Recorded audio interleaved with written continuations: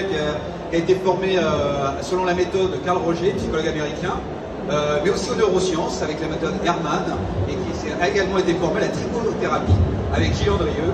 Elle se passionne tout naturellement pour tout ce qui est l'art de comprendre le fonctionnement du cerveau, et elle va nous expliquer un peu comment il fonctionne dans le cadre de l'apprentissage évidemment. Bien, merci Brice. Donc voilà, la théorie à cerveau total, ça fait très peur, on ne sait pas ce que c'est, mais on se doute que ça parle d'un ensemble. Donc une théorie. Je vais vous expliquer un petit peu d'où ça vient. Donc, être formateur, c'est avant tout communiquer, c'est être en relation. Bien sûr, c'est transmettre quelque chose à quelqu'un.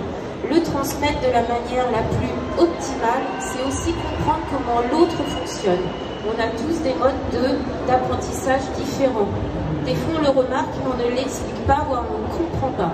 Voilà, c'est là où je vais essayer de vous emmener très rapidement.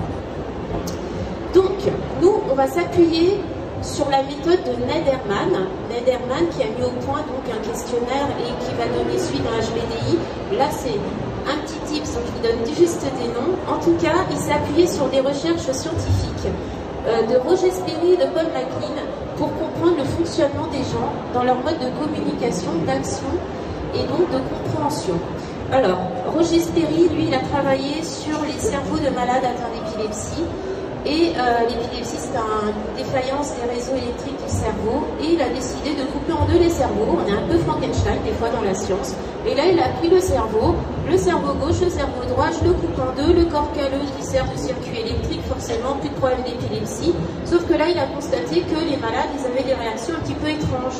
Il a étudié le cerveau gauche et le cerveau droit, et il a essayé d'en tirer des conclusions pour pouvoir aider à mieux communiquer et à mieux comprendre l'autre.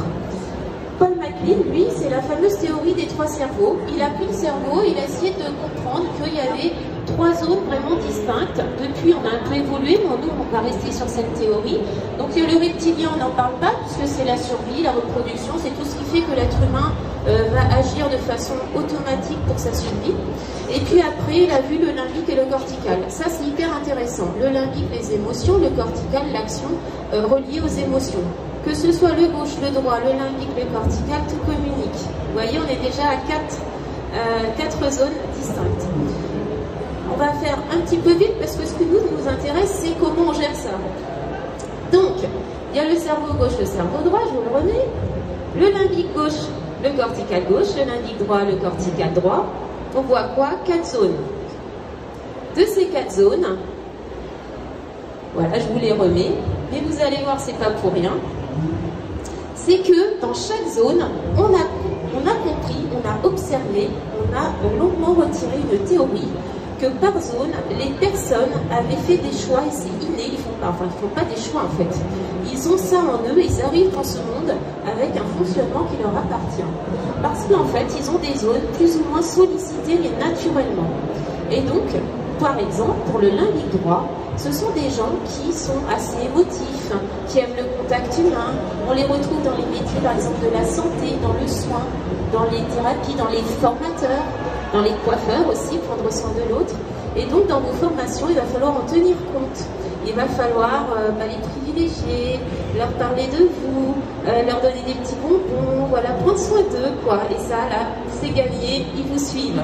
Pour les autres, vous viendrez me voir après, j'aurai le plaisir de vous en parler. Je pense que ça parle à certains, limbique droit, hein, je pense.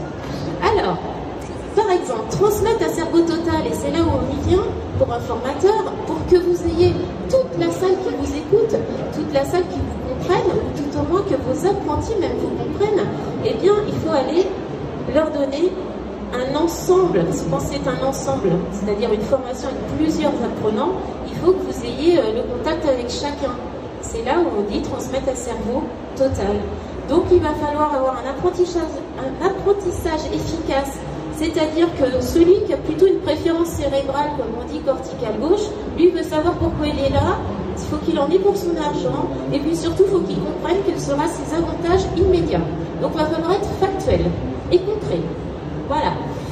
Pour le B, que moi j'ai appelé B, le limbique gauche, du coup, eh bien lui il a besoin d'être rassuré. Il a besoin que vous lui donniez le déroulement précis de sa journée Ces espaces, même juste pour aller faire pipi, c'est important pour lui. Il a la sécurité, les besoins primaires doivent être écoutés et il doit être rassuré.